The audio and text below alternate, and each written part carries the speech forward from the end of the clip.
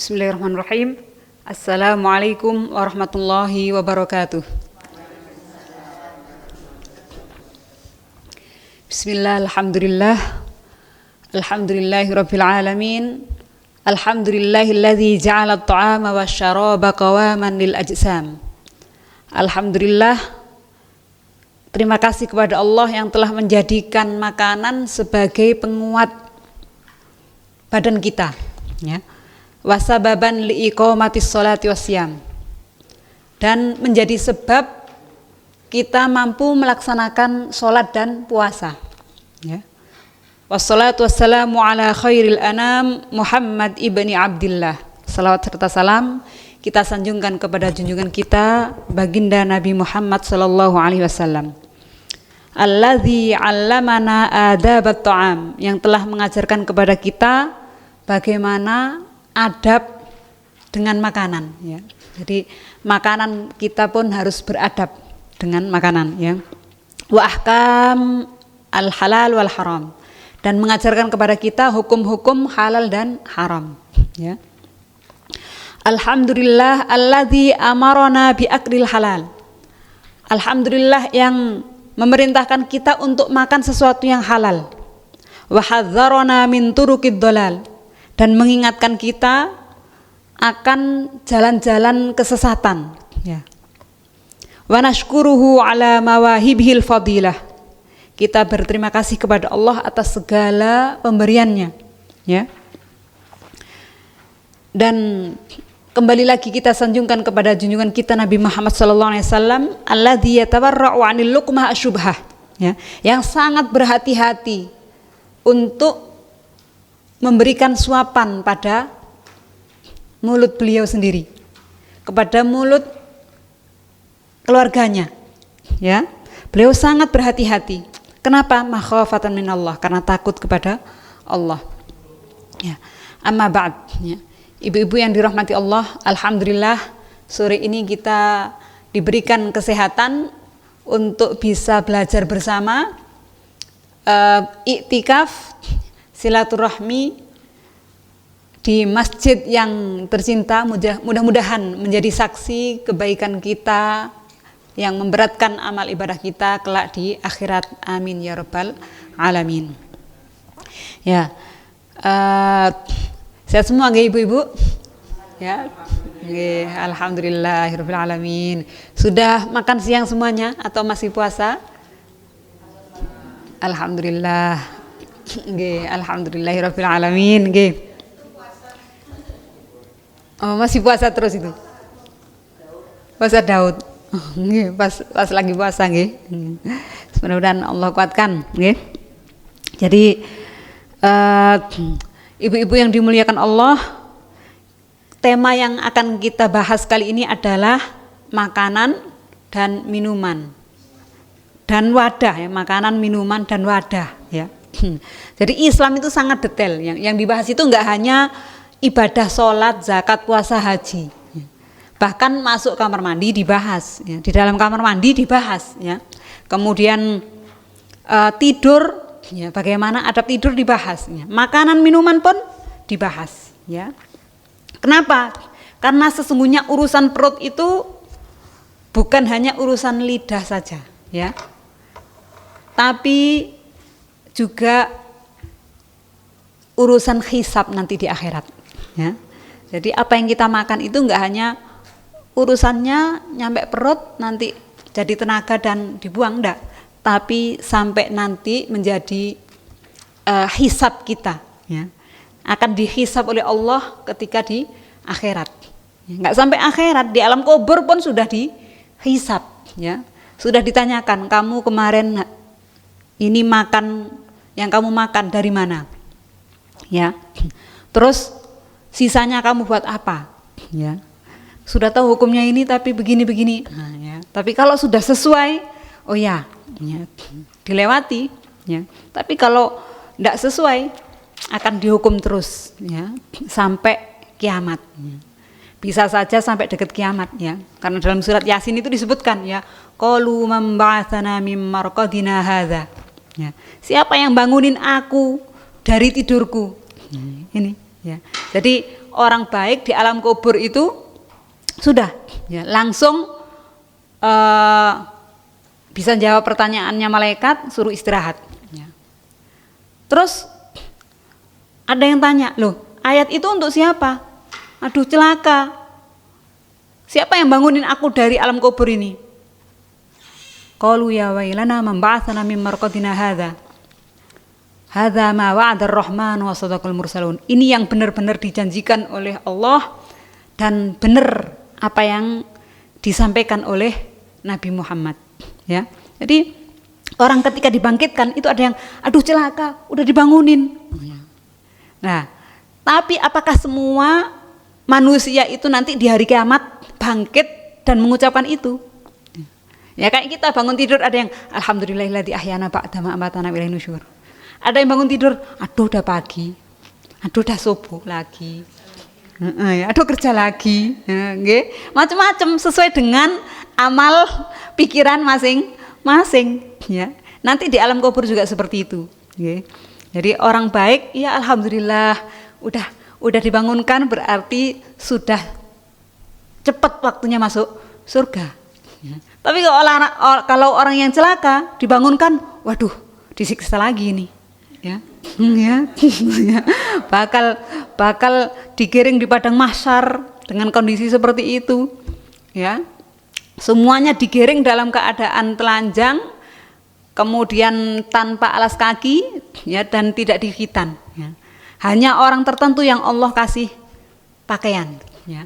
Dan makhluk pertama yang diberikan pakaian oleh Allah siapa? Nabi Ibrahim, ya. Dikasih pakaian pertama kali, ya. Kemudian nabi-nabi yang lainnya, ya. Kenapa? Bukan. Ya, Nabi Adam itu dulu saat turun dari surga. Ya. Tapi nanti di hari kiamat dalam kitab Riyadhus Shalihin itu yang dikasih pakaian pertama kali adalah Nabi Ibrahim alaihissalam. Tapi yang punya kunci surga pertama kali adalah Nabi Muhammad sallallahu alaihi wasallam. Ya, jadi masing-masing nabi punya keistimewaan. Ya. Dan selanjutnya orang-orang khusus, ya, orang yang menghafal Al-Quran karena Allah, menjaga Al-Quran karena Allah, nggak hanya hafal, ya, orang yang dekat dengan Al-Quran pokoknya, ya, maka nanti pun dapat syafaat dari Al-Quran, ya. Kemudian orang tuanya juga Allah kasih pakaian yang terbaik, ya. Ini ya, jadi ini masalah halal dan haram. Ini tadi langsung dimulai, ya, tanpa bismillahirrahmanirrahim. Sudah bismillah alhamdulillah ini dia, nggak apa-apa.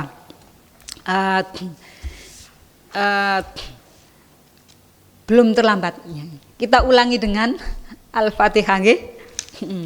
Kalau di Arab itu beda dengan di Indonesia, ya. Kalau di Arab itu bismillah alhamdulillah langsung pelajaran, ya.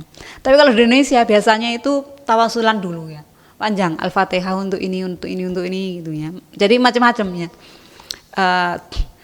Kemudian doa dulu, ya. Jadi nggak apa-apa, ya, kita pakai berbagai macam cara. Yang penting nggak dimulai dengan joget, joget atau nyanyi-nyanyi. Ya, alhamdulillah. Al-Fatihah. أعوذ بالله من الشيطان الرجيم بسم الله الرحمن الرحيم الحمد لله رب العالمين الرحمن الرحيم مالك يوم الدين إياك نعبد وإياك نستعين اهدنا الصراط المستقيم صراط الذين أنعمت عليهم غير المغضوب عليهم ولا الضالين رضيت بالله ربا وبالإسلام دينا وبمحمد النبي ورسولا رب اشرح لي صدري ويسر لي أمري واحلل عقدة من لساني يفقهوا قولي ربي زدنا علما وارزقنا فهما آمين يا رب العالمين. Amin, ya, karena nanti kita tutup dengan doa, jadi muqaddimah enggak panjang doanya, ya. Yang penting niat belajar, ya. Jadi begitu, nggih Bu, nggih. Jadi makanan itu bukan hanya soal lidah, ya, tapi juga ada hisabnya nanti di akhirat, ya. Dan fikih mengajarkan kita bahwa apa yang masuk ke dalam tubuh kita akan menjadi darah daging yang menentukan terkabulnya doa-doa kita juga, ya. Jadi kita lihat bagaimana, oh aku berdoa gini dikabulkan oleh Allah, oh aku sering berdoa tapi kok mana ya yang terkabul. Nah, bisa jadi itu dari makanan kita, ya. Tapi banyak kemungkinan, Bu, ya, bisa jadi Allah mengabulkannya tapi dalam bentuk yang lain, ya. Jadi kita hidup itu antara harap-harap cemas, ya. Berharap dan optimis, ya. Berharap pada Allah, yakin dengan Allah yang Maha Rahman, Maha Rahim, Maha Penyayang, Maha Memberi, ya, mudah memaafkan, ya, walaupun kadang niatnya kurang gimana gitu, tapi tetap ini masih ada baiknya kok, nggak apa-apa, ya. Ya, Allah masih kasih welas, masih dikasih nilai. Oh, nggak apa-apa lah, kasih nilai 70. Jadi nggak sampai 0. Gitu, nggih. Jadi niku kita perhatikan, ya. Doa, ya, ada kaitannya dengan makanan. Ya. Jadi, tapi bukan berarti tadi nggih Bu nggih. Kita berpikir kok belum dikabulkan ya. Ini kita nggak suudzon ke Allah, tapi kita suudzon pada diri kita sendiri. Ya Allah, apa yang mungkin masih kurang pada diriku ya Allah? Apakah aku belum melaksanakan kewajiban dengan sebenar-benarnya? Ya. Kalau seperti itu ditingkatkan lagi, ya, ditingkatkan terus. Ya. Tapi nggak boleh putus asa. Kok kayaknya nggak pernah diijabah ya? Kayaknya memang aku ini orang yang banyak dosa dan Allah nggak suka padaku. Nah, ini kalau sudah sini setan ikut campur. Yo, memang begitu yo. Wis nggak usah nang Allah sekalian. Ya. Akan begitu. Ya. Di sisi lain kita tetap harus punya rasa harap kepada Allah. Ya. Yakin Allah itu Maha Penyayang. Oh, bisa jadi Allah ngasih tapi nggak begini modelnya. Ya. Oh, Allah nggak kasih uang banyak tapi Allah kasih kesehatan. Oh, ya, seperti itu, ya. Jadi di samping sisi ketika doa belum terkabul, kita mengoreksi diri kita, tapi di sisi lain kita husnudzon ke Allah, Allah kasih sesuatu yang lain. Bisa dimengerti? Nggih. Jadi kita tetap, ya, mengagungkan Allah Subhanahu wa taala. Ini bab makanan nggih. Al-at'imah. Definisi makanan. At'imah adalah bentuk jamak dari to'am. Ini banyak sekali Bu kata to'am dalam Al-Quran itu ya. Ini ayat-ayatnya ya. Yakni semua yang dimakan manusia dan dengannya didapatkan gizi untuk kekuatan pokok fisiknya dan yang lainnya. Jadi apapun yang kita makan itu namanya to'am. Ya. Dan itu dibahas dalam Al-Quran. Ya. Kemudian kaidah pokok yang berlaku pada makanan adalah halal. Ya, semua makanan itu halal kecuali bila ada nas yang menunjukkan pengharamannya. Jadi nanti di sini ada ayat-ayat Al-Qur'an yang menunjukkan oh makanan ini haram. Ya. Ada di ini surat Al-An'am ayat 145. Ya. Ini macam-macam makanan yang haram. Ya. Ada di surat Al-An'am ayat 145. Kalau ya ayyuhannasu kulu mimma fil ardi halalan thayyiba, ini surat Al-Baqarah ayat 168. Ya, ini perintah untuk makan sesuatu yang halal dan thayyib. Ya. Kita diperintahkan untuk makan sesuatu yang halal dan thayyib, yang baik, ya, yang halal dan yang baik. Karena bisa jadi ada makanan halal tapi nggak thayyib. Ya. Misalnya makanan sudah basi, ya, halal tapi kurang thayyib, ya. Eman dimakan aja, nanti ternyata akhirnya sakit. Ya. Saya dulu begitu ya, waktu hamil anak keempat kalau nggak salah ya, 7 bulan, ya, punya jus apokat mahal, habis ngejus tapi nggak enak minum, nanti dulu saya masukkan kulkas. Saya kalau minum dingin itu kembung, akhirnya saya keluarin kulkas. Di luar saya muter, ada kegiatan apa nggak sempat minum, saya masukin kulkas lagi. Keluar masuk kulkas ya. Habis itu saya minum ya. Ini kok kayaknya sudah gimana ya, tapi eman itu apokat mahal. Ternyata habis itu Bu ya, langsung 1 jam berikutnya langsung keluar dari atas bawah ya. Jadi diare dan juga muntah terus sampai lemes, nggak ada tenaga, ngomong nggak bisa.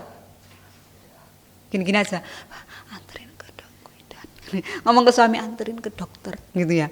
Itu udah nggak ada tenaga Bu, udah ke bidan aja ya, dokter. Nggak bisa, ini nggak bisa ini saya jelaskan suami nggak bisa ini ke bidan, ke dokter ini. Tapi suami mikir enggak, ke bidan aja dulu ya. Melihat kondisi keuangan saat itu nggih. Jadi ke bidan. Ternyata nyampe bidan. Oh, disuruh ke UGD Puskesmas. Sama UGD Puskesmas, wah ini bahaya. Ayo cepet bawa ke rumah sakit gitu ya. Alhamdulillah langsung dibawa ke rumah sakit beneran gitu. Saya bilang ke suami, udah suami tinggal, nggak usah mikir uang. Ya, kenapa? Karena suami mikir, ini nanti gimana gitu ya. Saya nggak kuat tenaga, Bu. Apa tinggal, nanti urusannya Gusti Allah. Saya bener yakin ya. Sampai urusan anak di rumah, saya di sini. Yang penting sudah ada yang nangani dokter. Saya nggak mikir pembayarannya waktu itu. Akhirnya saya diperiksa, kemudian gini 1 jam di infus langsung habis 2,5 infus gitu.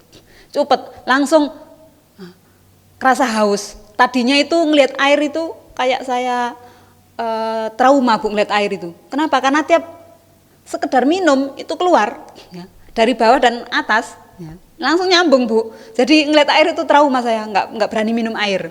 Waktu itu langsung ada selera, oh pengen minum air, minum saya ya. Gitu. Saya minum, saya aduh kok haus ya, pengen minum. Dan sudah lumayan ada tegak gitu badan. Saya bilang ke bidannya di rumah sakit UMM, Mbak, saya boleh minta minum? Waktu itu saya masuk jam 3 sampai jam 4.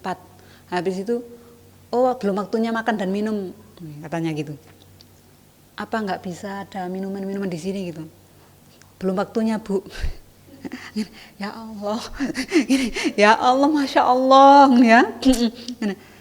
Nggak boleh minum atau nggak ada minuman? Ya sama-sama. Saya nggak boleh minum atau nggak ada minuman katanya. Ya, bukan waktunya nggak sampean belum waktunya minum, bukan ya. Tapi nggak ada makanan dan minuman. 2016. Sayang, ya Allah tega banget ya. Nggak ada minuman, Bu, maaf. Di situ nggak ada, saya haus banget. Tunggu aja nanti jam makan minum, Bu. La haula wala quwata illa billah. Oh gini, ini ujian dari Allah ini ya. Tadi saya bilang, nggak usah mikir saya, Gusti Allah. Saya langsung begitu, Bu. Ya, sudah. Ya. Ternyata apa? Alhamdulillah saat ada makan minum itu saya bisa minum. Ya, tapi itu tadi dari jam 4 sampai nunggu jam 6 kira-kira ya, habis maghrib kalau nggak salah, jam berapa itu makan sore itu ya. Ya Allah, Masya Allah, padahal itu saya sudah 24 jam nggak makan minum, Bu. Sudah 24 jam. Kenapa? Kesentuh makan minum itu keluar. Ya. Dan ternyata apa? Di situ opname 3 hari ya, mulai berangsur bisa makan sedikit-sedikit, minum sedikit-sedikit gitu. Suami, saya gimana? Nanti gimana bayarnya? Gusti Allah, sudah. Nanti terserah, pasrah Gusti Allah ya. Batin saya gini, ya Allah, saya kesini ini niatnya menyelamatkan 2 nyawa ya. Amanah ya. Nyawa ini amanah darimu dan juga dalam perut ini ya Allah. Saya hanya gitu, ya Allah, Engkau yang maha nolong, nanti pasti ada ya. Batin saya, nanti saya mau nelpon adik saya, pinjem uang adik saya gitu. Ternyata apa, Bu, ada murid saya dari Bangka ya, Bangka Belitung, nyambangi saya, datang ya, ngasih uang ngasih uang itu, oh ini alhamdulillah Masya Allah, nanti habis berapa ya? Ternyata pas sebesar uang yang dikasih ibu itu. Ya, ya Allah Masya Allah, alhamdulillah, nggak sempet itu nelpon adik saya ya, mau pinjem ke adik, Masya Allah, Bu. Jadi itu zaman dulu, 2016. 2016 kalau nggak salah, Allah kasih diberi tepat pada waktunya, sesuai dengan kebutuhan. Oh, saya pikir gini, kadang di rumah niku banyak makanan, Bu, ya, banyak makanan. Saya berpikir ini makanan ada makanan enak-enak, ada gini. Kalau rezeki saya pasti masuk, rezeki kita itu yang kemakan oleh kita. Kalau nggak kemakan oleh kita, bukan rezeki kita. Itu kalau makanan, soal makanan ya. Apa yang kita makan itu rezeki kita. Tapi kalau nggak nyampe berarti bukan rezeki kita. Ya. Jadi kadang ada makanan enak gini, ternyata ada tamu ini, ada ini silakan. Oh ya Masya Allah ya, ternyata bukan rezeki saya. Ya, kadang ya ada sesuatu yang saya inginkan. Ya. Nyampe rumah, saya bawa nanti mau makan ini. Nyampe rumah perut sakit nggak cocok untuk makanan itu. Ya. Akhirnya apa? Saya kasihkan orang. Atau kalau gitu disimpan di kulkas sampai berhari-hari, basi, buang. Nah, kan? Jadi Masya Allah ya. Jadi kadang ada sesuatu yang memang Allah catat untuk kita pasti sampai ke kita. Ya. Tapi kalau nggak bukan rezeki kita, ya nggak akan sampai. Ya. Karena itu saya sendiri berpikir kalau ada sesuatu di rumah niat dikasihkan orang, ayo cepet. Ya. Kenapa? Daripada nanti basi dan lain-lain malah buang. Ya. Itu tentang makanan. Dan kita berdoa kepada Allah. Ya. Kemarin itu tetangga saya orang Papua nggih. Saya kalau ada makanan atau apa, saya ingat tetangga mereka itu ya orang Papua dan juga tetangga yang mungkin lidahnya sama dengan saya. Kan sungkan Bu ngasih makanan orang Kuaya biasanya makanannya itu level gini, saya bikinnya itu modelnya begini gitu ya. Kan sungkan gitu. Jadi ada untungnya teman saya itu di situ. Kita sama-sama dari Mesir, kalau ada makanan itu suka incip-incipan, bawa sini, ini bawa sini, ya. Jadi mesti kita bagi ke dia sama orang Papua di samping itu. Ya. Jadi sering saya bawa orang Papua itu. Tiba-tiba pagi-pagi itu saya gini, keluar mau belanja, ada yang mendekat ke saya sudah deg-degan, waduh, dia gini-gini, bawa apa ya dia ya? Saya khawatir dia bawa pisau atau apa gitu ya, mbak gini-gini, mendekat ke saya. Ibu, katanya, iya kenapa? Saya lapar, boleh saya minta makan, katanya gitu. Oh, saya sudah berprasangka orang ini mau ngapain saya gitu. Ya, ini saya masih mau belanja, nanti tunggu ya. Akhirnya, iya, nanti saya sama adik saya ya, 2. Iya, iya. Ternyata masa itu lupa nggak saya cetek. Waduh, dia sudah nungguin, aduh. Astagfirullahaladzim. Akhirnya minta nasi ke teman saya sama gitu. Saya ini lauknya ada tapi nasinya gak ada. Boleh itu pinjem dulu ini. Alhamdulillah ya ada. Akhirnya saya kasihkan gitu. Sorenya saya ke dokter periksa. Ini uang sudah saya pakai ini. Tinggal ini. Mudah-mudahan aja lah. Nanti ada Allah kasih cukup ya. Enggak apa-apa ini saya bayarkan nanti yang lain bisa dipikir nanti. Ternyata pas periksa untuk anak saya, udah Bu enggak usah bayar. Loh iya ta.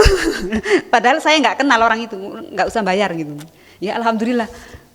Saya mikir, ya Allah, apa karena tadi pagi ya Allah kasih ganti gitu ya. Saya enggak ada niat Bu kalau ngasih ya, kalau Ustadz Yusuf Mansur kan kita bersedekah. Menarik sedekah gitulah ya, menarik rizki atau menarik rizki gitu ya. Saya nggak berpikir itu, cuma saya ya Allah ngebayangin orang Papua tadi itu, kebayang kondisi saya waktu di Mesir. Ya. Karena apa? Kita kesana orang asing, ya. Saat lapar gitu mau noleh ke siapa gitu kan ya, mau minta juga sungkan gitu. Ya. Tapi mesti ada yang ngasih kita, ya. Mesti tanpa kita minta itu mesti dikasih ya. Jadi Masya Allah saya kebayang, oh dia kalau dikasih pasti senang ya. Jadi begitu, alhamdulillah ya.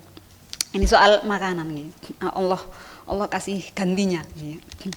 Dan alhamdulillah Allah kasih cukup, dan itu sudah membuat kita sangat bahagia insya Allah dan bersyukur selalu ya. Mudah-mudahan disehatkan semuanya. Nah, kita lanjutkan. Ini kita diperintahkan untuk makan yang halal dan thayyib. Selanjutnya apa? Pada ayat surat Al-An'am ayat 145 itu ya. A'udzubillahi minasyaitonirrajim. Qul la ajidu fima uhiya ilayya muharraman ala ta'imin yat'amuhu illa an yakuna maytatan aw daman masfuha. أو دما مسفوحا أو لحم خنزير فإنه رجس أو فسقا أهل لغير الله به. Nah ini ya, katakanlah tiadalah aku peroleh dalam wahyu yang diwahyukan kepadaku sesuatu yang diharamkan bagi orang yang hendak memakannya kecuali kalau makanan itu bangkai. Nah, ini ya. Jadi makanan itu enggak apa-apa kecuali ini ya, bangkai atau darah yang mengalir atau daging babi. Karena sesungguhnya semua itu kotor atau binatang yang disembelih atas nama selain Allah. Nah, ini nanti yang selanjutnya akan dibahas satu persatu. Oke. Tentang bangkai, darah, ya, kemudian daging babi, ya. Kemudian ada lagi, ini di halaman 494, ini ya, makanan yang diharamkan dengan nas syariat, ya, nas syariat. Makanan apa saja yang diharamkan, ya, di samping 3 tadi masih ada ayat-ayat lain yang menunjukkan bahwa makanan-makanan tersebut adalah makanan yang haram, ya. Yang pertama, ini pengennya selesai, bab makanan saja paling tidak.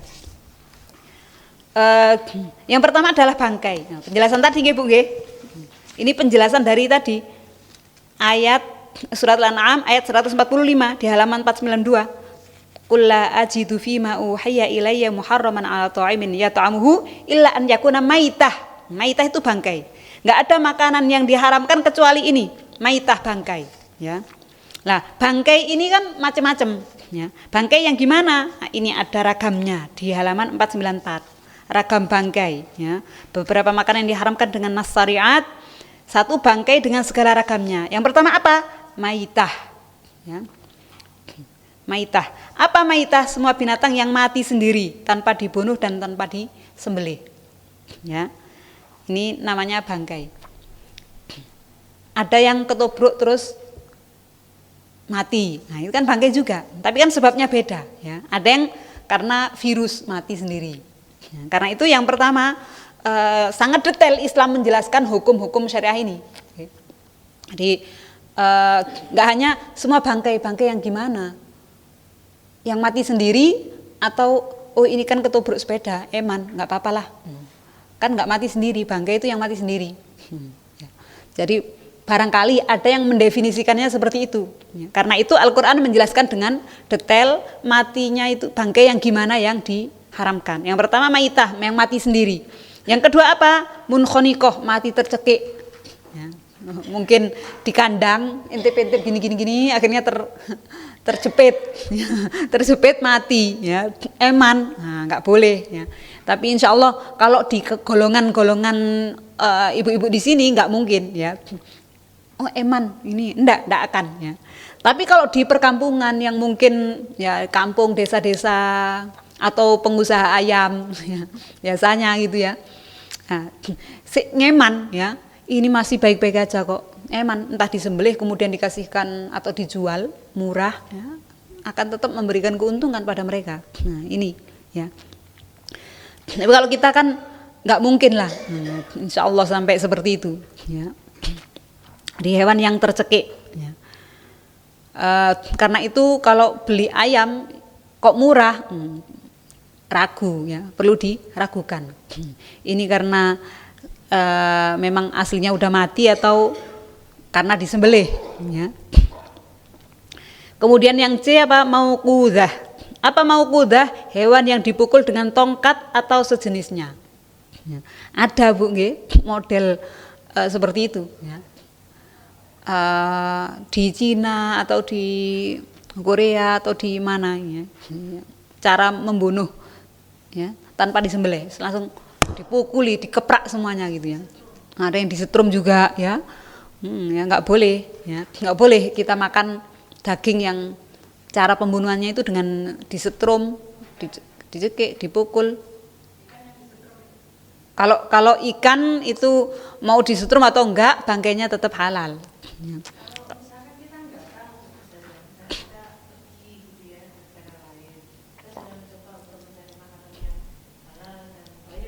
Nggih.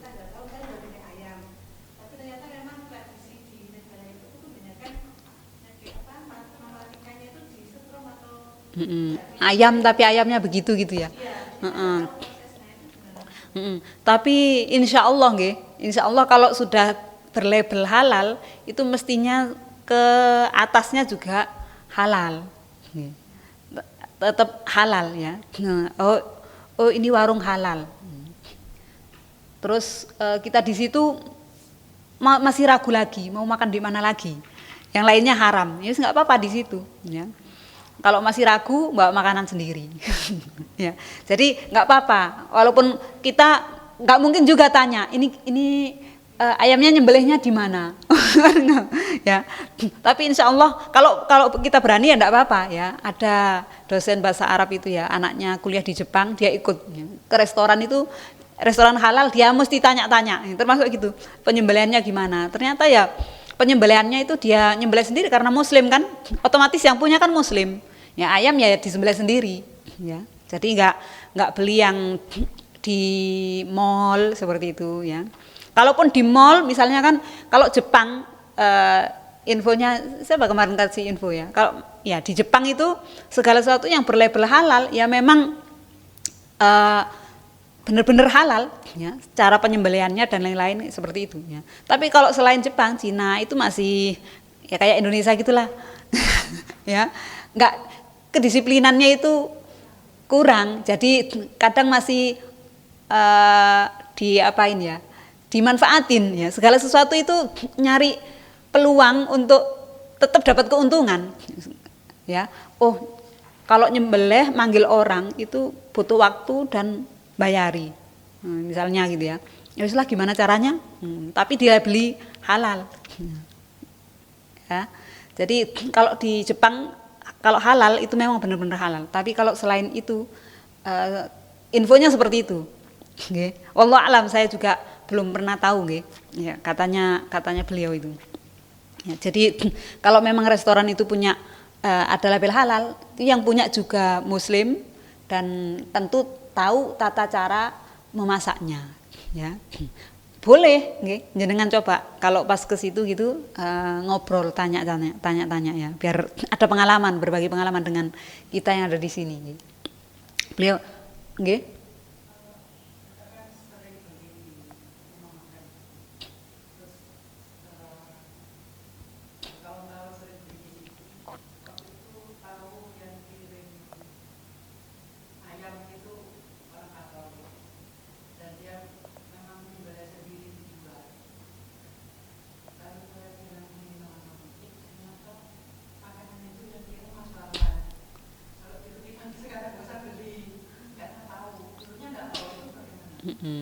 Kalau nggak tahu nggak ada hukumnya. Cuma kan ada sudah kadung makanan-makanan yang tidak halal yang sudah masuk ke kita dan menjadi darah daging ya, menjadi bagian darah daging ya.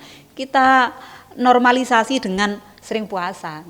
Alhamdulillah. Puasa itu menetralkan sesuatu yang haram yang masuk pada tubuh kita. Mudah-mudahan itu bagian dari detok, ya. Detok zahir dan batin. Insya Allah. Jadi enggak apa-apa. Kalau misalnya berani tanya ke Mas Wawannya juga enggak apa-apa. Orang Katolik memang ya, berarti enggak nyebut nama Allah berarti. Oh, nggih. Nggih.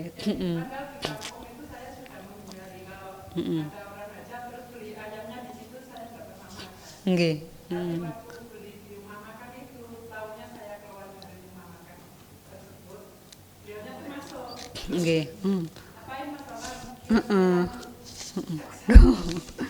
Nggih.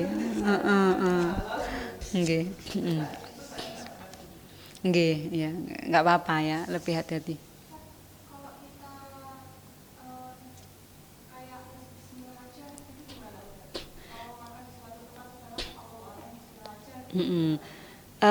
Bismillah aja kalau itu di yang sudah ada label halalnya enggak apa-apa. Bismillah aja wis, oh itu loh ada halalnya. Ya, kita mau tanya juga sungkan. Tapi kalau bismillahnya itu di mall yang enggak ada bismillah, enggak ada halalnya, nah, itu bismillah aja, itu namanya apa? Nekat gitu. Ya, nekat ya. Jadi harus kalau kita bismillah aja itu kalau di situ sudah ada halalnya, enggak apa-apa, gitu, bismillah aja. Tapi kalau enggak ada label halalnya enggak boleh kita bismillah aja. Ya, ya memperhatikan, harus dicari yang memang benar-benar di situ halal ya. Wah.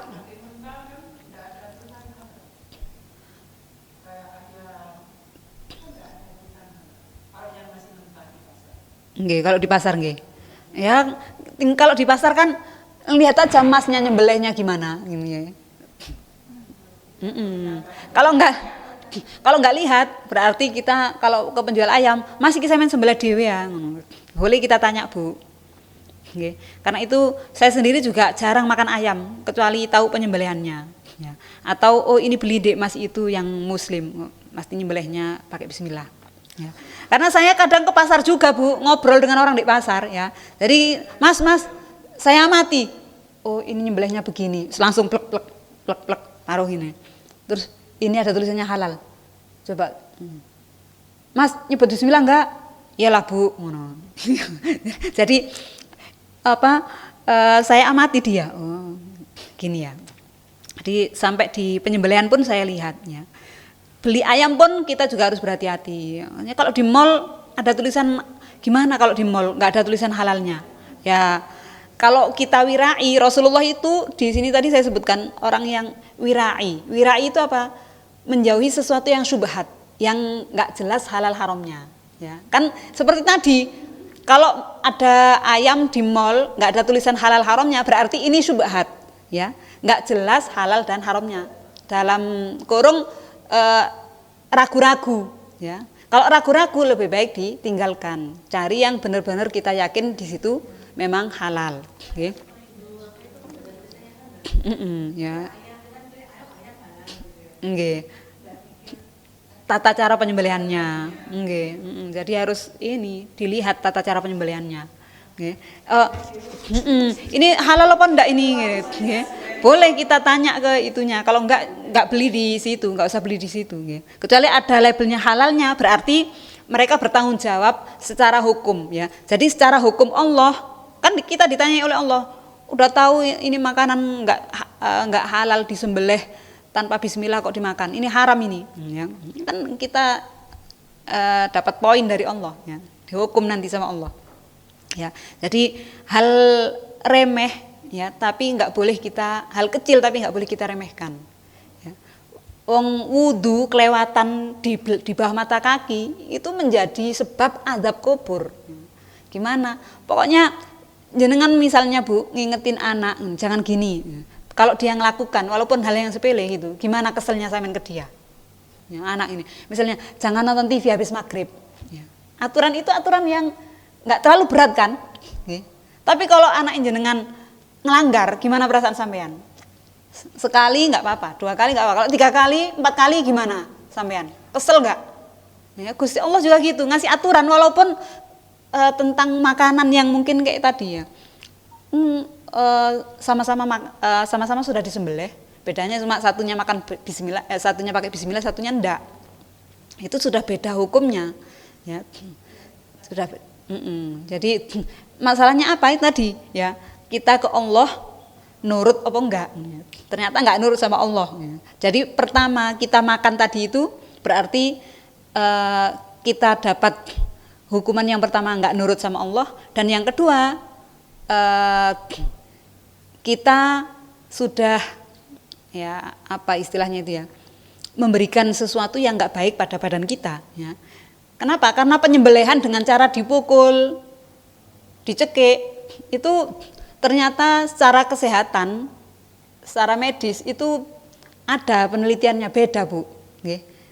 Jadi kalau disembelih itu ada di ilmu kesehatan. Saya kurang tahu pasti, tapi saya pernah baca ataupun dengar gitu. Kalau disembelih itu kan darah mengalir Bu. Darah mengalir, kemudian jadi bakteri kuman itu sudah keluar, kecuali yang memang nempel di dalam dagingnya itu. Ya. Tapi kalau nggak ngalir darahnya ketika disembelih, itu akan membeku di dalam. Dan darah beku itu akan ditempati oleh bakteri. Seperti itulah kira-kira ya. Ini orang yang IPA pasti paham. Ya. Jadi ada gambarannya. Kalau ada YouTube-nya enak ya. Kapan-kapan. Jadi begitu Bu. Jadi kalau ibaratnya Bu, jenengan misalnya ya ada orang ya naudzubillah kecelakaan gitu nggih. Kadang kan darahnya itu nggak langsung beku keluar ya. Darahnya masih seger gitu nggih. Tapi ada yang misalnya bekam ya, darah keluar, dibuka gimana? Kental. Nah, gitu ya. Darah keluar dengan cara yang berbeda, itu hasilnya berbeda. Itu darah keluar ya. Nah, tadi juga gitu penyembelihan dengan cara ini, kayak kita pukul gini ya, darah membeku di sini. Kan menyebabkan sakit ya. Nah, di situ ternyata mungkin ada bakteri yang berkumpul ya. Kayak babi kenapa diharamkan ya?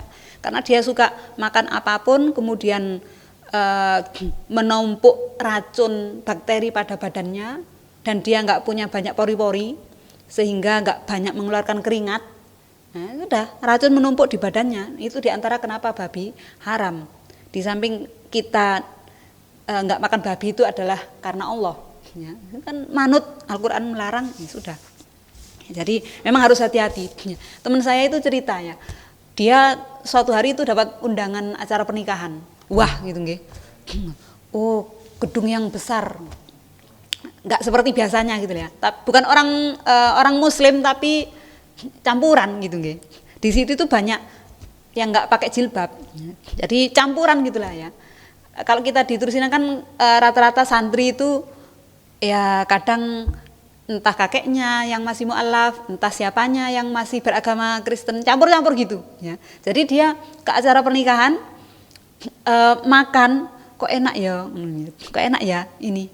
Ternyata setelah makan ini apa ini kok bisa dimasak seenak ini. Ternyata apa? Kodok. kodok ya itu padahal pesta yang mewah di gedung besar, dagingnya enak, ternyata itu daging kodok ya. Jadi ya otomatis kodok dalam Islam kan diharamkan ya.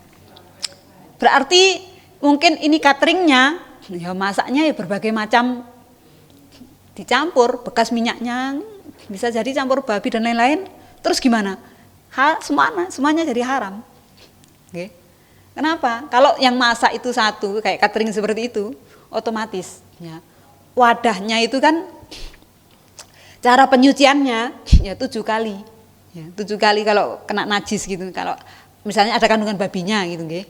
Kalau kodok saja sih ya itu aja yang najis. Tapi kan nanti dipakai untuk ini wadahnya kadang ini campuran gitulah. Nah, jadi syubhat. Kita nggak bisa menghukumi ini haram tapi syubhat. Terus gimana kalau kita diundang acara yang kayak gitu ya? Ya, cari yang aman ya. Kalau cuma misalnya ini soto daging, ini diragukan juga. Dagingnya daging apa? Ya, namanya daging apa gitu. Kalau daging sapi harus jelas daging sapi. Ya. Bahkan kode-kode di makanan itu kan juga seperti itu, gelatin sama apa itu? Ya, gelatin gelatin nabati atau hewani. Ya. Nah, nanti di belakang ini, ini baru mau kudah, ya, ya mau kudah ini yang dipukul, nggak boleh, Bu.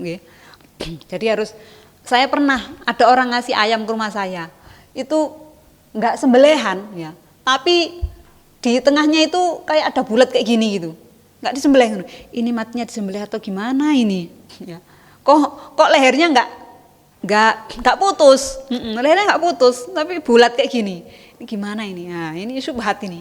Ya. Saya pun nggak berani masak. Ya. Kemudian mutaradiyah, hewan yang jatuh dari tempat yang tinggi lalu mati. Nah, ini ya nggak boleh.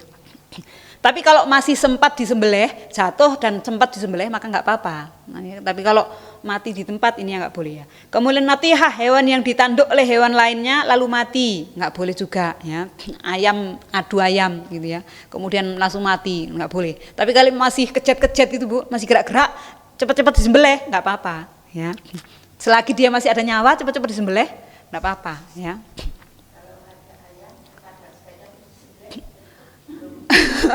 Nanti yang punya itu ya Nggih, kalau seperti itu harus difoto dulu nanti dikiranya itu nggih. Loh ini nyolong ayam.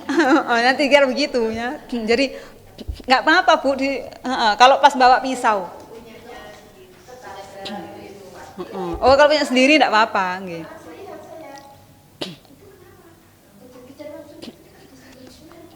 Nggih, ndak apa-apa.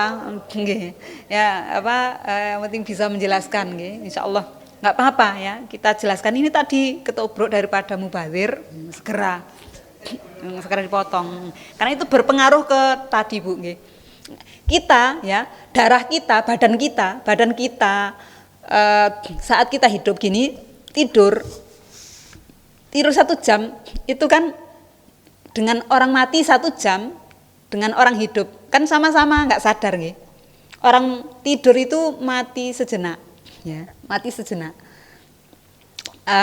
Saat tidur tadi sama orang mati dalam 1 jam, coba sama atau beda? Rasanya, rasa kulitnya loh, ya. Yang masih hidup dan yang sudah mati beda, ya. Yang sudah mati kan pasti semakin dingin badannya itu, anyep gitu nggih. Anyep. Tapi kalau hidup kan anget ya. Jadi di dalam sini ini ada zat-zat tertentu ion-ion gitu ya. Ya itu yang menandakan orang ini masih hidup, ini orang ini sudah mati.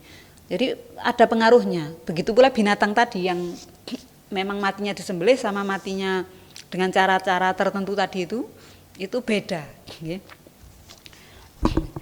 Kemudian akilah as-sabai itu binatang yang mati karena luka akibat serangan binatang buas ya. Akan tetapi apabila binatang yang terluka itu masih sempat didapatkan dalam kondisi hidup lalu disembelih maka binatang ini menjadi halal ya. Ini ayatnya ya. Hurrimat alaikumul maitatu waddam dan seterusnya ya. Ini, saya baca biar cepat nih. Ini termasuk kategori bangkai dalam pengharaman ini adalah anggota tubuh yang terpotong dari binatang yang masih hidup. Misalnya kok pengen makan telinganya kambing ya, udah potong satu aja, nggak boleh. Mau sembelih semuanya nggak habis, ya. mau telinganya aja, atau mau sop buntutnya sapinya dipotong, nggak boleh.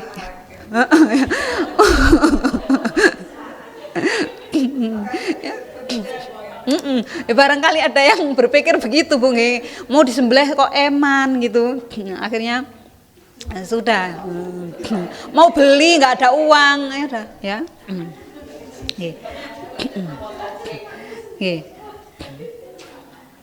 Jadi masih ada pengajian nanti ya.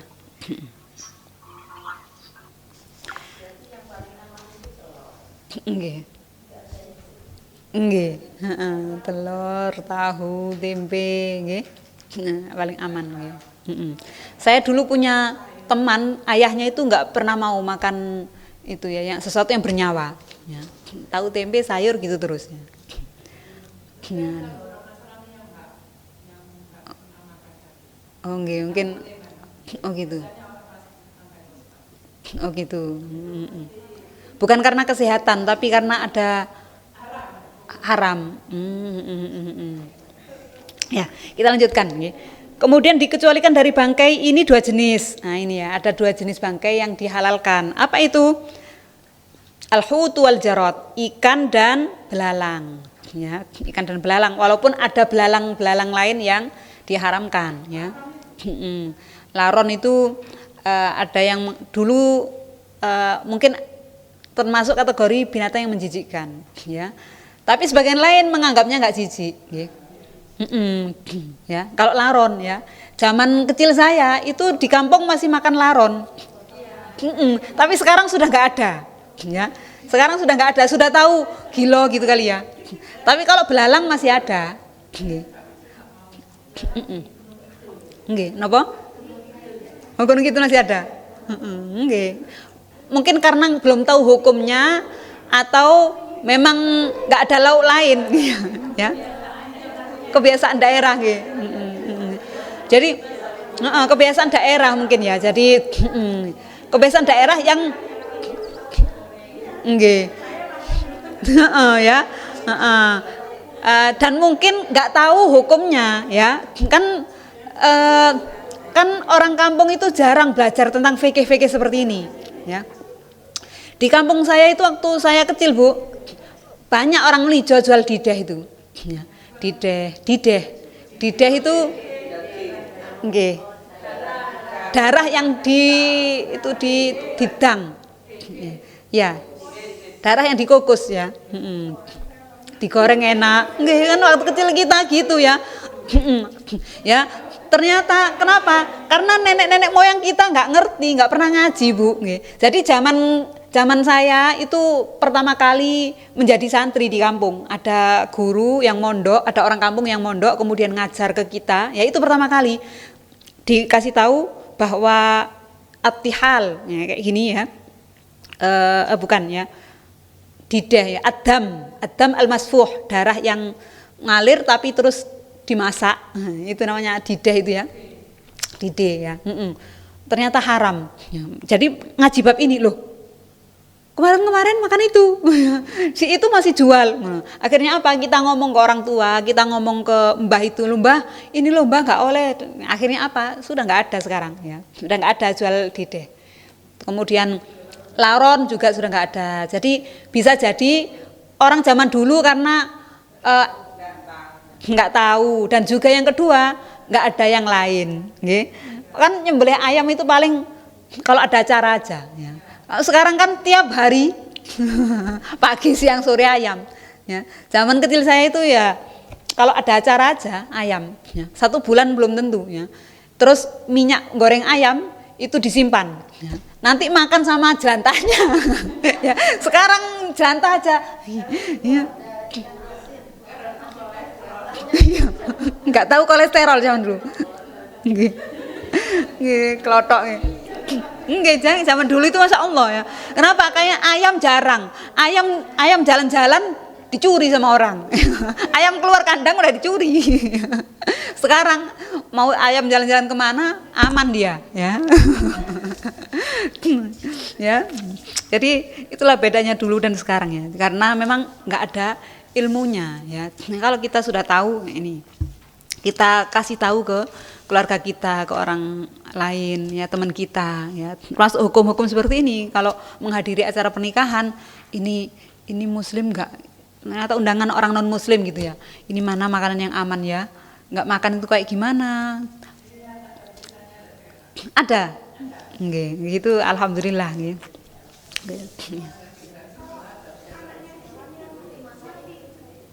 Anaknya hewan yang mati. Induknya mati terus keluar anaknya gitu. Kalau anaknya masih hidup enggak apa-apa, kalau anaknya udah mati juga enggak boleh. Ya. Kalau anak hewan yang disembelih.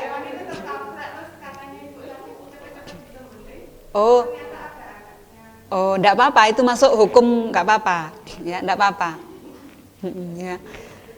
Misalnya sapi gitu nggih, misalnya sapi. Sapi ya, atau kambing. Kambing hamil ketabrak ternyata keluar anak. Anaknya kalau masih hidup kan nggak apa-apa ya, tapi kalau mati tadi ya, itu yang menjadi pertanyaan, hukumnya dia haram atau ngikut induknya ya. Jadi sebagian pendapat itu ngikut induknya ya, jadi karena dia disembelih jadi menjadi halal juga ya. Kalau halal karena kadang ada nelayan yang nangkapnya itu pakai setrum ya. Jadi nggak apa-apa kalau ikan matinya dalam keadaan apapun tetap halal ya, karena ikan itu bangkai di dalam keadaan apapun tetap halal ya. Hanya saja kita kalau sudah bangkai kan rasanya udah beda ya. Tapi kalau orang miskin, orang itu Bu ya, nggak ada bedanya ya. Mau yang penting ikan rasanya sama ya. Tapi kalau orang yang tahu kan beda ya. Orang yang sudah merasakan oh ini yang ikan begini, ini yang begini. Ya, jadi pasti milih-milih. Tapi kalau orang yang dalam keadaan terpaksa biasanya nggak pakai milih, yang ada depannya dimakan. Yang penting ada. Jadi ikan nggak apa-apa Bu. Kadang kan kita beli mujair, itu kata penjualnya, oh ini hidup sampai kita bawa sini dalam keadaan hidup ya. Yang ini memang sudah mati. Enggak apa-apa. Kalau ikan enggak apa-apa. Nggih. Enggak apa-apa. Nggih ya. Dia ya. Kalau ikan-ikanan mau dipukul, disetrum enggak apa-apa, tapi kalau ayam, kambing, sapi itu enggak boleh ya. Harus dengan penyembelihan. Ya, bisa dikatakan begitu ya. Intinya apa? Kalau ikan sama belalang kan berkaki juga, ya. Tapi kan nggak pakai disembelih. Jadi intinya apa? Dalam hadis disebutkan ikan dan belalang dia bangkai itu tetap halal. Jadi keluar dari kaidah yang pertama tadi. Bangkainya itu kan berarti bangkai dalam keadaan entah dicekik, entah dipukul, entah ya. Kalau tadi kan macam-macam bangkai itu menjadi haram ya. Bangkai yang gimana? Yang mati sendiri, kan belalang kadang mati sendiri. Ikan juga kadang mati sendiri. Kadang dipukul. Tapi ini dia keluar dari kaidah, enggak apa-apa ya. Jadi yang harus disembelih itu adalah sapi, ayam, kambing, bebek. Tawon haram, tawon haram, nggak boleh dimakan kecuali madunya aja. Walaupun menurut mazhab Maliki boleh, ya. Rumahnya nggak apa-apa ya. Rumahnya dimakan, nggak apa-apa rumahnya ya. Jadi ini kalau mazhab Maliki memperbolehkan makan tawon, ya sama rumahnya nggak apa-apa. Tapi kalau mazhab Syafi'i nggak memperbolehkan. Ini ada catatannya ya. Kenapa ada makanan dan minuman yang halal dan haram? Ya. Kenapa ada Allah ngasih aturan seperti itu? Ya. Jadi jawabannya ada versi Islam, ada versi kesehatan, ada versi etika dan ekologi lingkungan. Ya. Jadi kenapa ada makanan dan minuman yang diharamkan? Ya. Jadi yang pertama apa? Yang pertama versi Islam jawabannya ya gimana? Jadi Allah mengharamkan ini, menghalalkan ini. Tujuannya apa? Tujuannya adalah beribadah kepada Allah. Manut enggak sama Allah? Dengerin enggak perintah dan larangan dari Allah? Itu yang pertama, ya. Allah Maha tahu apa yang terbaik bagi ciptaannya. Kepatuhan pada aturan makanan adalah cara seorang hamba mengakui otoritas Allah dalam setiap suapan nasi yang dia makan. Ya. Jadi kalau kita manut berarti menunjukkan bahwa kita itu mengakui otoritas Allah, mengakui aturan Allah, mengakui siapa Allah. Nah, ini yang pertama ya. Tujuan kita itu ibadah, manut sama Allah. Ya. Yang kedua apa? Kesucian jiwa dan doa. Ya. Jadi kita makan yang halal itu tujuannya apa? Mensucikan jiwa dan doa kita, biar gampang nyambung ke Allah. Ya, ya kayak pulsa gitu Bu. Kalau pulsanya penuh kan gampang, ya. Internetnya nyambung kemana-mana gini. Sinyalnya itu kuat. Ya. Tapi kalau mungkin kuotanya atau HP-nya jelek, ya. Sinyalnya jelek, ya. Nggak cepet nyambung, ibaratnya gitu. Nah, ini makanan itu menjadi faktor bagaimana kuatnya sinyal yang kita miliki nyambung ke Allah, ya. Ya, jadi ada sebuah hadis itu ya, orang yang melakukan perjalanan, ya. Tapi ya angkat tangan seakan-akan khusyuk gitu ya. Melakukan perjalanan haji, umroh, mengangkat tangan ke Allah ini, tapi nggak diijabah doanya oleh Allah, nggak diterima ibadahnya oleh Allah. Kenapa? Karena apa yang dia makan itu dari yang haram, apa yang dia pakai itu dari yang haram, ya, maka nggak diterima.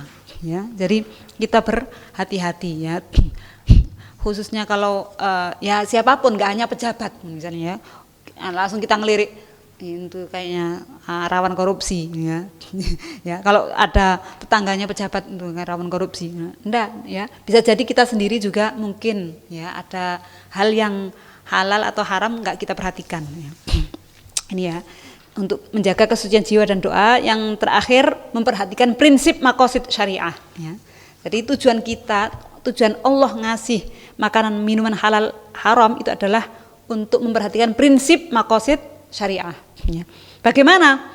Karena syariat Islam itu bertujuan melindungi 5 hal ya. Apa saja? Agama, jiwa, akal, keturunan, dan harta ya. Kalau ditulis begini, Bu. Ini sampai jam berapa, Bu? Enggak apa ini? Satu lagi, Bu. Jadi, kenapa Allah ngasih makanan halal haram? Yang pertama jawaban versi Islam atau pandangan Islam maksudnya ya, dalam pandangan Islam atau agama.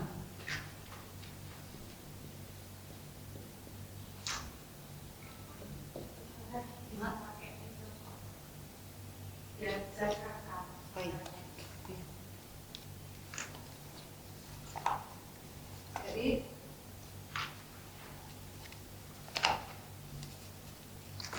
dalam pandangan agama ya,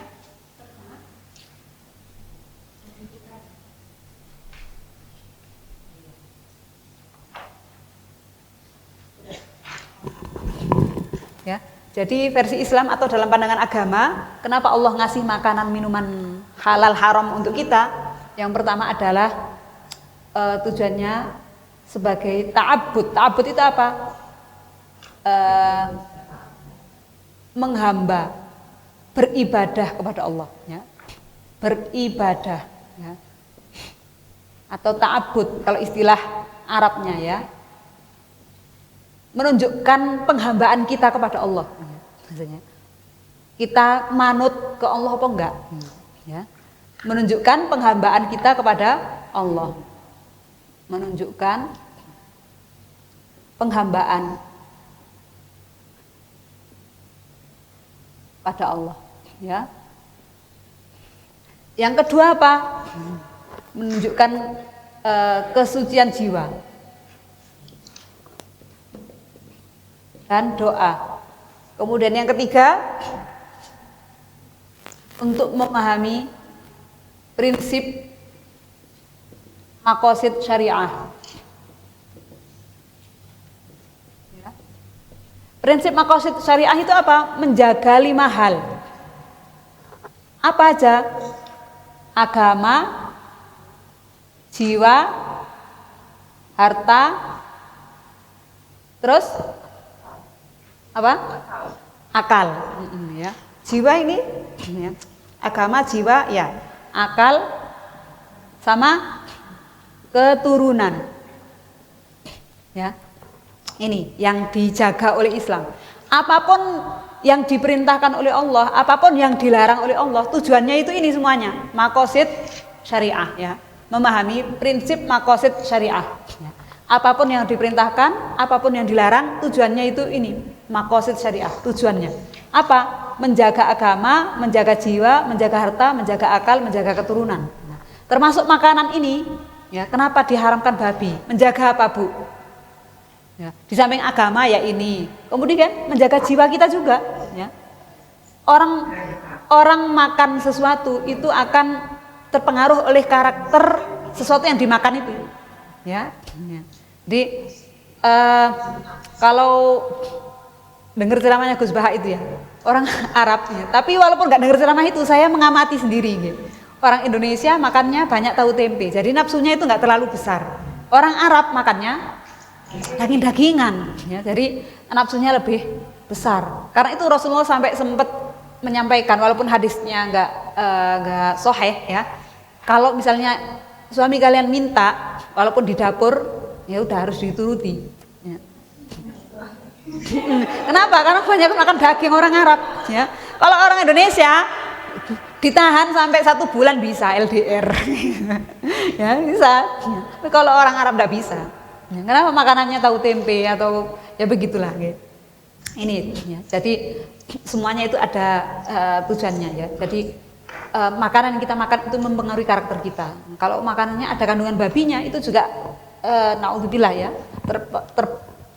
terpengaruh oleh sifat yang dimiliki oleh babi, ya, termasuk babi turunannya ya, tadi gelatin ya, yang biasanya masuk di makanan. Ya. Jiwa, harta, akal, ya, termasuk akal, ya. Khomer misalnya, kenapa diharamkan khomer atau narkotika? Kan merusak akal, ya. Membuat orang kayak ngefly, nggak sadar dengan apa yang dilakukan.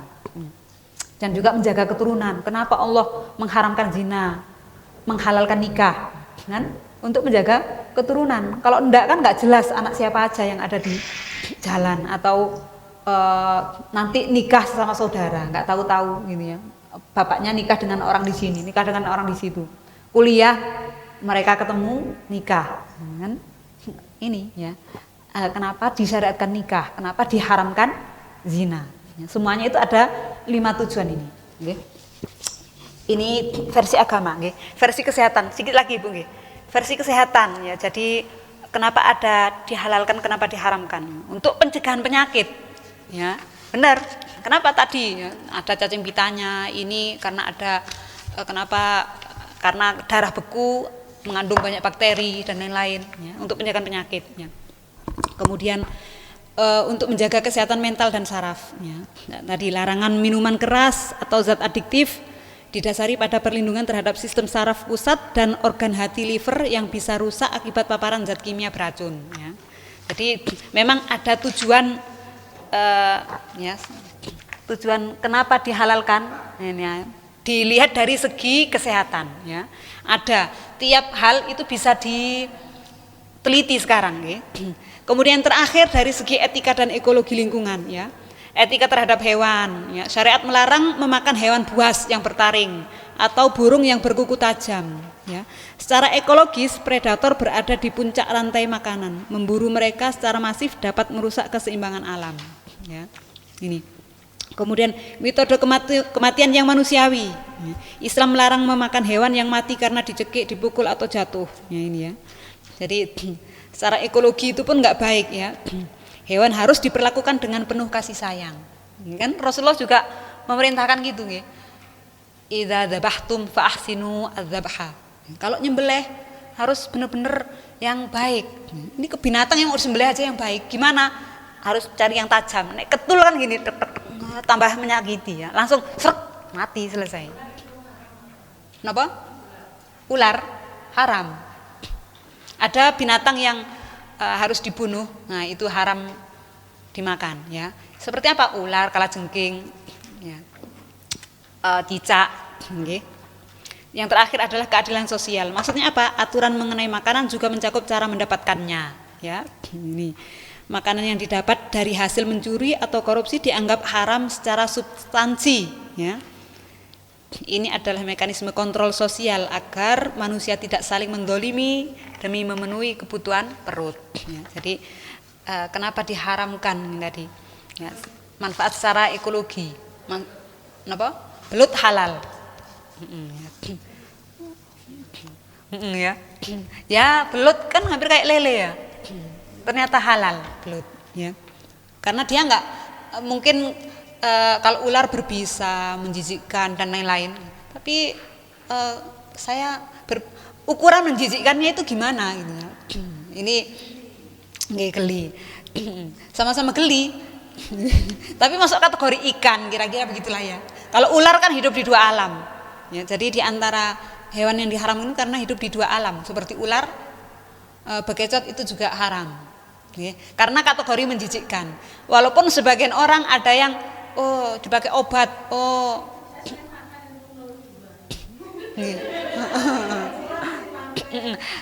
tapi memang ada perbedaan, ada perbedaan ulama, tapi MUI Indonesia menyatakan haram.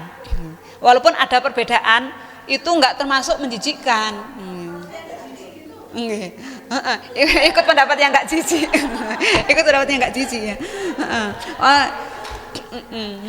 Kalau MUI Indonesia menyatakan itu haram. MUI Indonesia. Walaupun sebagian ada kayak rokok ngoten Bu nggih. Rokok kan haram hukumnya. Tapi sebagian masih ada yang merokok karena menganggap ini makruh kok. Haramnya dari segi apa gitu ya. Jadi boleh, ada alkoholnya gitu.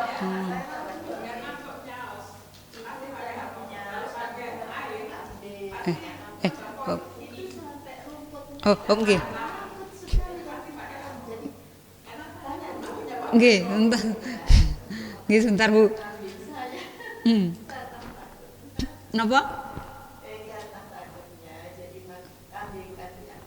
Nggih.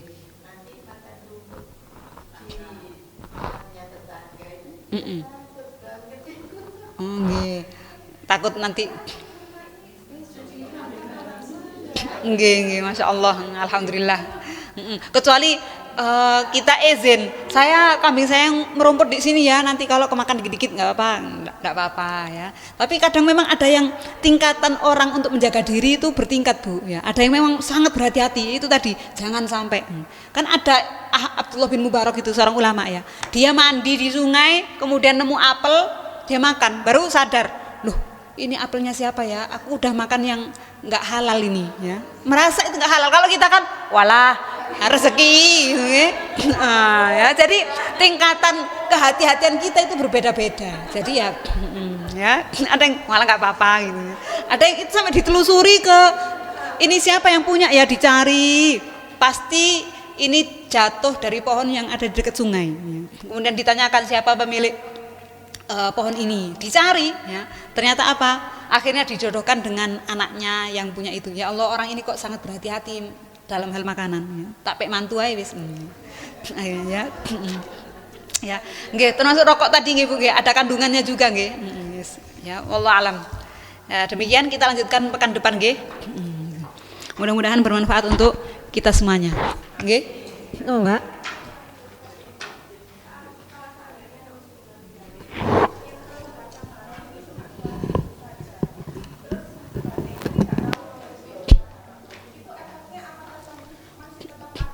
Iya, iya, dengan puasa, puasa itu detok zahir, cara mensucikan jiwa dan raga kita ya. Kan secara kesehatan itu bisa apa ya, membunuh racun-racun, mengeluarkan atau menghilangkan racun dalam badan kita ya, dan juga secara batin itu juga insya Allah membersihkan hati kita ya. Nggih tadi Bu, puasa Bu nggih. Caranya puasa dan juga zikir tobat nggih, zikir dan tobat. Kalau kita nggak tahu, nggak ada hukumnya, secara Islam nggak ada hukumnya, tapi pengaruhnya ke badan kita itu ada. Pengaruh ke badan, karena itu kadang ya keluarga yang dikasih makan sesuatu yang haram bisa berpengaruh ke akalnya, ke jiwanya. Mungkin anaknya jadi nakal atau males ibadah seperti itu ya. Jadi kalau mungkin anak kita gimana itu kita memeriksa diri kita, apa ya yang salah ya. Termasuk saya juga gini, apa yang salah ya? Apa saya habis ngomong yang nggak baik kepada keluarga, kepada suami. Nah, itu saya itu juga kenapa anakku kok begini ya? Apa saya nggak sopan pada suami? Minta maaf, atau apa saya sudah mendapatkan rezeki yang nggak halal? Jadi kita ya di samping puasa kita bertobat dan puasa dan bertobat, ya Allah astagfirullahaladzim, ampuni atas segala dosa yang sengaja kita lakukan ataupun yang kita tidak sengaja ya. Jadi tidak apa-apa dengan kita nggak marah-marah mungkin ya, karena kita nggak tahu kan misalnya suami kita ini dapat dari mana. Lebih baik kalau kita misalnya tanya ya, ini gimana ini sampean, kalau bisa yang ini untuk anak kita biar berkah ya. Tapi kalau belum berani ngomong seperti itu ya memang nggak bisa langsung Bu nggak bisa langsung ngomong ke suami. Kalau bisa ya alhamdulillah, kalau enggak ya ngomongnya harus cari cara yang kira-kira bisa diterima, nggih. Nggih. Ya. Tapi kan pengen yang jelas, yang tenang, ya. Kalau jelas dapatnya kan tenang juga gitu, ya. Nggak dihisap kalau nggak tahu. Nggih, enggak ya. Katolik, orang yang sudah membunuh 100 saja akhirnya apa? Dengan tobat ke Allah sudah, yang kemarin sudah dengan la ilaha illallah semuanya dimaafkan oleh Allah. ya. Jadi yang sudah berlalu ya. Tapi jangan diulang gitu. Nggih. Nggih. Nggih. Nggih, nggih. Nggih. Sampun nggih, kita tutup dengan hamdalah dan doa kafaratul majelis. Alhamdulillahirabbil alamin, alhamdulillahirabbil alamin, alhamdulillahirabbil alamin. Subhanakallahumma bihamdik asyhadu an la ilaha illa anta astaghfiruka wa atubu ilaik. Allahumma shalli ala Muhammad wa salli ala Muhammad. Alhamdulillahirabbil alamin. Hamdan syakirin, hamdan na'imin, hamdan yuwafi ni'amahu wa yukafi mazidah ya rabbana lakal hamdu kama yanbaghi li jalali wajhikal karim wa 'azimi sultanik. Allahumma ighfir lana wa liwalidina warhamhum kama rabbawna shighara. Allahumma ighfir lana wa liwalidina warhamhum kama rabbawna shighara. Allahumma ighfir lana wa li ikhwanina الذين سبقونا بالإيمان ولا تجعل في قلوبنا غلا للذين آمنوا ربنا إنك رؤوف رحيم اللهم ربنا لا تدع لنا في مقامنا هذا ذنبا إلا غفرته ولا هما إلا فرجته ولا مريضا إلا شفيته ولا دينا إلا قضيته ولا حاجة من حاج الدنيا والآخرة إلا قضيتها ويسرتها برحمتك يا أرحم الراحمين اللهم أعنا على ذكرك وشكرك وحسن عبادتك اللهم إنا نسألك سلامة في الدين وعافية في الجسد ورحمة عند الموت وبعد الموت اللهم أرنا الحق حقا وارزقنا اتباعه وأرنا الباطل باطلا وارزقنا اجتنابه اللهم اجعلنا وأولادنا وبناتنا وطلابنا وطالباتنا من أهل العلم وأهل الخير وأهل القرآن ولا تجعلنا وإياهم من أهل الشر والضير ربي جعلنا مقيم الصلاة ومن ذريتنا ربنا وتقبل دعاء اللهم إنا نسألك الاستقامة وحسن الخاتمة اللهم إنا نعوذ بك من العجز والكسل والجبن والبخل والهرم ونعوذ بك من غلبة الدين وقهر الرجال اللهم علمنا ما ينفعنا وانفعنا بما علمتنا في الدارين ربنا لا تؤاخذنا إن نسينا وأخطأنا ربنا ولا تحمل علينا إصرا كما حملته على الذين من قبلنا ربنا ولا تحملنا ما لا طاقة لنا به واعف عنا واغفر لنا وارحمنا واعف عنا واغفر لنا وارحمنا واعف عنا واغفر لنا وارحمنا أنت مولانا فانصرنا على القوم الكافرين ربنا آتنا في الدنيا حسنة وفي الآخرة حسنة وقنا عذاب النار سبحان ربك رب العزة عما يصفون وسلام على المرسلين والحمد لله رب العالمين اللهم تقبل منا بسر الفاتحة